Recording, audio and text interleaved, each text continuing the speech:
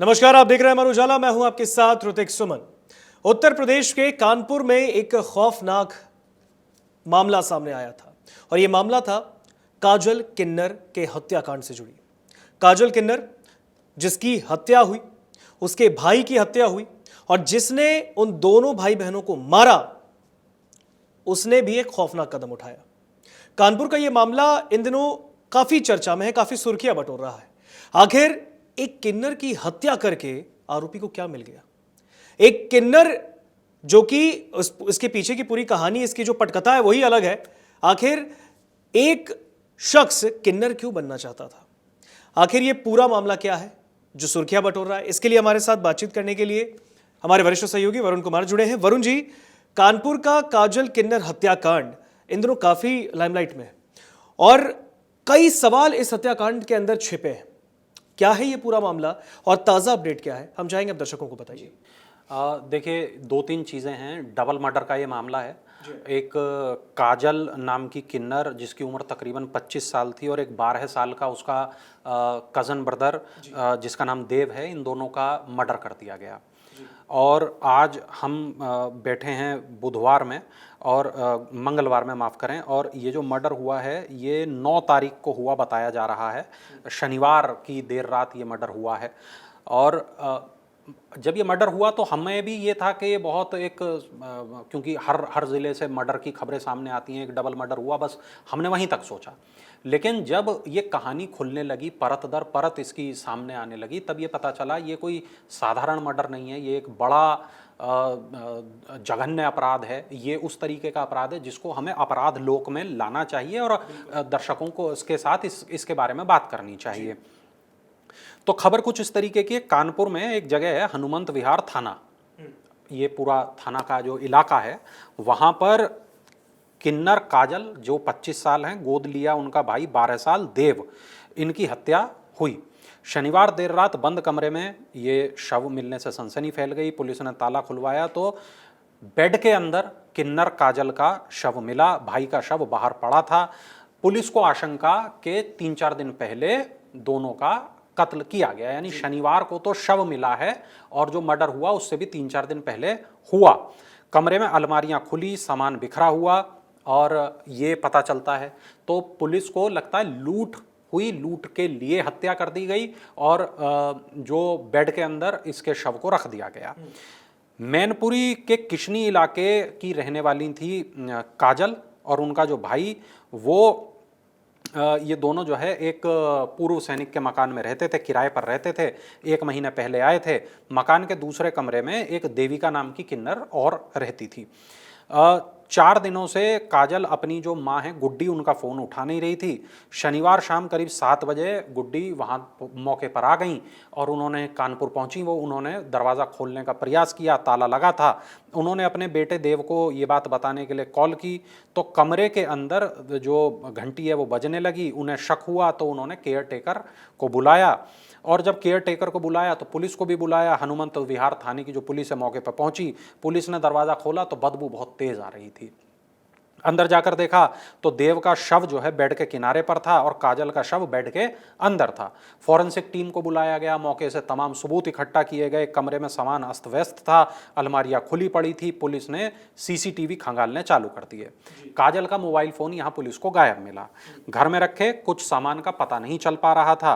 Police ने काजल की माँ जो गुड्डी हैं उनसे तहरीर के लिए कहा और गुड्डी के जो पति हैं ब्रजेश दुबे, वो मुंबई में नौकरी करते हैं। घर के बाहर पड़ोसी के मकान में सीसीटीवी कैमरा लगा है। पुलिस उसकी फुटेज देखने लगी। तो ये तमाम जो थी ये प्रारंभिक जानकारियां थी जो सामने आ रही थी। डीसीपी जो साउथ हैं दीपेंद्र नाथ चौधरी, उन्होंने ये बताया कि उस दिन प्रारंभिक जांच में ये बात सामने आई कि वारदात को काजल के किसी नज़दीकी ने अंजाम दिया है। बिल्कुल ये पूरी तरीके से ठीक बात थी और ठीक बात कैसे थी वो भी मैं आपको बताऊंगा। आप इस वीडियो को आखिर तक ज़रूर देखिए। लूट के बाद हत्या कर दोनों के शव को कमरे के अंदर बंद कर दिया। कमरे के अंदर से कुछ सामान गायब है। 3 सदस्यीय एक टीम बना दी गई, पुलिस ने ये किया।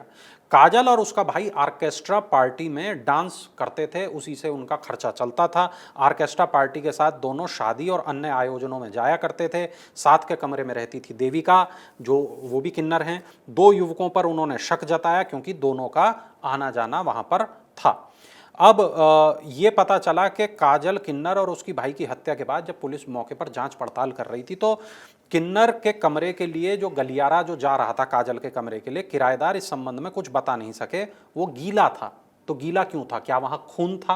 पुलिस ने इसकी जांच करनी शुरू कर दी कि गलियारे की धुलाई किसने की। हनुमंत विहार थाना क्षेत्र का योगेंद्र विहार इलाका, ये पूरी घनी आबादी वाला इलाका है। पूरे इलाके में सनसनी फैल गई। घटना की जानकारी होते ही घर के बाहर भीड़ लग गई। अब पुलिस जानकारी जुटाने लगी कि भाई सीसीटीवी से कौन यहाँ आता था, कब आता था, क्यों आता था, ये तमाम चीज़ें पुलिस करने लगी जानकारी। जो इस बीच काजल की माँ है उसने भी एक शख्स के ऊपर ये बताना चालू किया कि भाई शक है हमें। और पुलिस की जो टीमें हैं वो भी इस बात की तलाश में लग गई कि आखिर ये पूरा का मामला क्या है। सीसीटीवी कैमरे जो हैं वहाँ से पुलिस कुछ फुटेज उठाने लगी तो पुलिस को कुछ चीज़ों से पता चला कि कौन यहाँ आता था, कौन यहाँ नहीं आता था। तो तमाम जो पुलिस अधिकारी हैं वो भी मौके पर पहुंच गए। पोस्टमार्टम हुई। पोस्टमार्टम रिपोर्ट में क्या कुछ निकला अब मैं वो भी आपको बताऊंगा। ये हमें यहाँ पर पता चलता है कि एक ये जो पूरा का पूरा मामला है इसके पीछे एक बहुत ही अजीब चीज़ें थी। खैर, तो रविवार की जो शाम हुई, शाम को दोनों का रविवार की शाम अंतिम संस्कार कर दिया गया। मैनपुरी में ले गए थे, मैनपुरी में ही अंतिम संस्कार किया गया। और जो देव के पिता हैं वहाँ पर भी लोग जाने लगे, काजल के घर भी लोग जाने लगे और लोगों ने शोक सांत्वना अपनी जताई। जो संतोष पांडे हैं, जो देव के पिता हैं, वो कथावाचक हैं। उनकी बहन जो है मुन्नी देवी, उनकी शादी हुई यहाँ ब्रजेश दुबे से। और 12 साल के देव को ये मुन्नी देवी अपने साथ ले गई थी। अपना बेटा उन्होंने मान लिया था।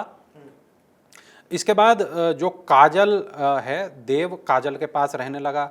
ध्रुव ने, जो ध्रुव है, ध्रुव उर्फ काजल, ध्रुव दरअसल जब काजल पैदा हुई तो वो लड़के के रूप में पैदा हुई। जब उसकी उम्र बढ़ी तब उसका नाम ध्रुव रखा गया और भाई लड़के के रूप में उसकी परवरिश हो रही थी। लेकिन बाद में पता चला कि ये किन्नर समुदाय से ताल्लुक़ रखते हैं, ट्रांसजेंडर हैं ये। तब उनको जो अमूमन जैसा होता है कि ट्रांसजेंडर आते हैं और वो बच्चे को ले जाते हैं, वैसे ही हुआ। और वहाँ से जो ध्रुव हैं वो काजल हो गए और उनको ले जाया गया। लेकिन वो लड़की बनना चाहता था, काजल लड़की बनना चाहती थी, ऐसा कहा जाए। ध्रुव से काजल हुई। काजल अब जो ट्रांसजेंडर है वो लड़की बनना चाहती थी। उसके लिए वो मुंबई में इलाज अपना करा रही थी। हार्मोनल थेरेपी या बाकी जो सर्जरी वगैरह होती हैं वो सब चीज़ें करा रही थी। अब ये भी पता चलता है कि जो पढ़ाई लिखाई का देव का खर्चा है वो काजल ही उठाती थी। काजल के पास में ये रहता था देव। और जो मुन्नी देवी हैं वो गांव में रहती थी। अब ये भी पता चलता है कि जो पोस्टमार्टम हुआ, पोस्टमार्टम में हमें ये पता चला कि लाश 3-4 दिन पुरानी है। ये भी पता चला कि मर्डर किस तरीके से किया गया। और ये भी पता चला कि जो अंतिम संस्कार हुआ उसके बाद वो हो गया। रिपोर्ट हमें जब ये बताने लगती है उसके बाद में फिर होता यह है कि इस मामले में एक मुख्य आरोपी पता चलता है जिसका नाम था आकाश विश्वकर्मा। अब ये जो आकाश विश्वकर्मा है ये मध्य प्रदेश के सतना पहुंचता है और वहाँ पर ये अपनी जान दे देता है। एक इसके कमरे से नोट मिलता है और नोट जो है वो एक खुलासा करता है कि वो जान क्यों दे रहा है। और वो लिखता है कि काजल और उसका भाई, अब गौर करिएगा भाई की उम्र तकरीबन 12 साल है जो देव है, और काजल जो है वो 25 साल की है। और ये आकाश, इसने दोनों का मर्डर किया। ये पहुंचता है उसके बाद मध्य प्रदेश के सतना, वहाँ पे अपनी जान दे देता है। एक सुसाइड नोट छोड़ता है। नोट में इस बात को लिखता है कि मैं जो है जा रहा हूँ दुनिया से। तो ये वहाँ जाता है, वहाँ अपनी जान दे देता है और फिर एक नोट छोड़ता है। और नोट पर इस बात को लिखता है कि काजल और उसका भाई मुझे लंबे वक्त से ब्लैकमेल कर रहे थे और मैं अब अपनी इच्छा से जो कर रहा हूँ वो अपनी इच्छा से कर रहा हूँ। ये पता चलता है कि कमरे से शराब के गिलास मिले, खाने पीने का सामान मिला, टूटे हुए सामान मिले। ये भी एक अंदाज़ा हुआ कि हत्या से पहले आकाश शायद वहीं था और ये लोग बैठकर शराब पी रहे थे, ऐसा मोटा अनुमान पुलिस को होता है। अब जो काजल की माँ है वो बताती है कि आलोक और हेमराज उर्फ अजय, ये 2 लोग आकाश विश्वकर्मा के साथ हैं रिपोर्ट उन्होंने दर्ज कराई है। ये भी पता चलता है काजल ने मुंबई में सर्जरी पर 3 लाख रुपए खर्च किए थे और कानपुर में ज़मीन खरीदने के लिए 5 लाख रुपए का एडवांस आकाश के साथ दिया था। ये रिपोर्ट बताती है कि हत्या के बाद आकाश फरार हुआ, सतना पहुंचा, एक होटल में रुका, रविवार को चेकआउट कर स्टेशन गया, ट्रेन छूट गई, वहां से वापस लौटा और उसके बाद वहां पर उसने अपनी अपनी इह लीला को समाप्त कर लिया। इसके बाद ये भी पता चलता है कि पुलिस वहां पहुंचती है, पुलिस दरवाज़ा खोलती है तो आकाश का जो शव है वहां पर लटका मिलता है। नोट में साफ तौर पर यह लिखा है काजल और देव की हत्या मैंने की है, दोनों पर ब्लैकमेलिंग का आरोप लगाया और उसने लिखा कि मेरा ये जो अब मैं कर रहा हूं ये मेरा अपना फैसला है। कानपुर पुलिस को जानकारी दी गई और ये पूरा मामला अभी सुलझना बाकी है। जो 2 अभी आरोपी हैं हेमराज ये और आलोक, ये दोनों अभी तक पुलिस को नहीं मिले हैं। अब जब ये पुलिस को मिल पाएंगे तब जाके हमें ये पता चलेगा कि आखिर ये पूरा मामला क्या है और आखिर ये जो अभी जो केस है ये किस रूप में जा रहा है और आखिर क्या ऐसा हुआ है कि ये मर्डर हुआ। क्या ये मामला वाकई इस तरीके का है कि जहां पर इसको आकाश को ब्लैकमेल किया जा रहा था या फिर ये मामला इस तरीके का नहीं है। तो ये जो दोनों तीनों चीज़ें अगर ऐसा नहीं है तो आकाश ने जो कदम उठाया वो कदम क्यों उठाया। उसने 2 पन्ने का जो नोट लिखा है उसकी कुछ बातें मेरे पास आई हैं रिपोर्ट में, मैं आपको वो पढ़ के बता देता हूँ उसमें उसने क्या कुछ लिखा है। उसने लिखा है कानपुर में 2 लोगों की हत्या करके मैं यहाँ आया हूँ, दोनों भाई बहन मुझे प्रताड़ित करके ब्लैकमेल कर रहे थे, मुझे जबरन अपने साथ रखते थे, जब मैं जाने की बात कहता था तो झूठे मामले में फंसाकर जेल भेजने की धमकी देते थे, प्लॉट के नाम पर 1 लाख रुपया मेरे से ले चुके थे। अब मेरे को लगता था कि उनका कत्ल करना ही एकमात्र विकल्प मेरे पास बचा है। मेरे बाद मेरे परिवार को परेशान न किया जाए। और होटल के स्टाफ ने बताया कि रविवार शाम को उसने चेकआउट किया, रेलवे स्टेशन गया, ट्रेन छूट जाने की बात कहकर लौटा, वही कमरा सोमवार तक के लिए बुक किया। कमरा जब काफ़ी खटखटाने के बाद भी नहीं खुला तो पुलिस को सूचना दी गई। आकाश का एक फाइल फोटो भी मिला है। यहाँ पर यह पता चलता है कि जो कानपुर है और सतना है ये दोनों शहर इस वक्त चर्चा में है। चर्चा का जो मसला है वो इसी खबर से जुड़ा हुआ है। अब यहाँ पर एक जो चीज़ है वो ये कि इनका अंतिम संस्कार हो गया, देव का, काजल का। यहाँ पर ये भी पता चल गया कि जो रिपोर्ट है वो कुछ उस तरीके की है कि 3 लोगों पर हत्या का मामला दर्ज हुआ, 1 शख्स ने अपनी जान दे दी, 2 शख्स बचे हैं जिनकी अब पुलिस तलाश कर रही है। सीसीटीवी ये दिखाता है कि 10:47 पर काजल दूध लेकर आती दिखाई दी है, आकाश घर पहुंचा है, दोपहर 1:45 पर देव स्कूल से लौटा है। ये सारी चीज़ें सीसीटीवी में दिखाई दे रही हैं। 2:10 पर देव और आकाश घर के बाहर निकले हैं, कुछ देर बाद कुछ फास्ट फूड लेकर लौटे हैं।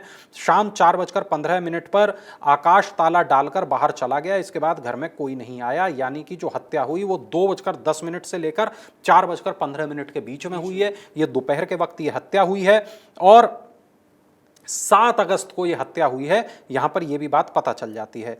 और आखिरी लोकेशन जो आकाश की है वो मिलती है सतना में और सतना की पुलिस से कानपुर की पुलिस संपर्क करती है। इसी बीच जो सतना की पुलिस है उसे ये होटल वाला बात पता चलती है, वो कानपुर पुलिस के साथ इस मामले को साझा करती है। अब जो 2 आरोपी हैं जो बच गए, अब जब वो पकड़े जाएंगे तब ये बात पता चलेगी कि आखिर क्या काजल आकाश को ब्लैकमेल कर रही थी, ब्लैकमेल कर रही थी तो क्यों कर रही थी, उसके पास ऐसा कौन सा राज था जिसकी वजह से वो आकाश को ब्लैकमेल कर रही थी और आकाश ब्लैकमेल हो रहा था। और जो 12 साल का देव है, देव का मर्डर किया गया, नोट में ये लिखा गया कि देव भी इस ब्लैकमेलिंग में उसके साथ था। तो देव ने आखिर क्या कुछ किया, अब ये सारे राज तभी खुलेंगे जब आलोक और अजय, ये 2 लोग हैं जो पकड़े जाएंगे, तब ये पूरे राज खुलेंगे और फिर हम एक बार अपराध लोक में इस पूरे एपिसोड को लेकर आएंगे और तब जाकर शायद इस केस का पटाक्षेप हो पाए। बहुत बहुत धन्यवाद वरुण जी, जिस तरीके से आपने कानपुर के इस चर्चित हत्याकांड को लेकर विस्तार से जानकारी दर्शकों से साझा की है। देखिए, जिस तरीके से ये घटना हुई है इसने कहीं ना कहीं कानपुर के साथ सतना के भी लोगों को चौंका कर रख दिया और खास करके एक डबल मर्डर, दोहरा हत्याकांड है, ये दोहरी हत्याकांड है और इसमें काजल किन्नर के साथ उसके भाई की हत्या हो जाना, 2 घंटे के भीतर ये पूरा कांड हो जाना। और अब पुलिस के लिए भी एक बहुत बड़ा चैलेंज है, पुलिस के लिए सबसे बड़ी चुनौती है कि पुलिस कैसे फरार 2 आरोपियों को पकड़ती है और पकड़ने के बाद जब वो अपना मुंह खोलेंगे, जब राज खोलेंगे और पर्दा उठेगा उस पूरे मामले से, तब इस असली हत्याकांड के पीछे की छिपी पूरी कहानी सामने आएगी। फिलहाल इस कार्यक्रम में इतना ही। अपराध लोग देखने के लिए बहुत बहुत धन्यवाद आपका। अगर आप ये वीडियो YouTube पर देख रहे हैं तो हमारे चैनल को सब्सक्राइब कर बेल आइकन दबाएं और Facebook पर देख रहे हैं तो हमारे पेज को लाइक करें।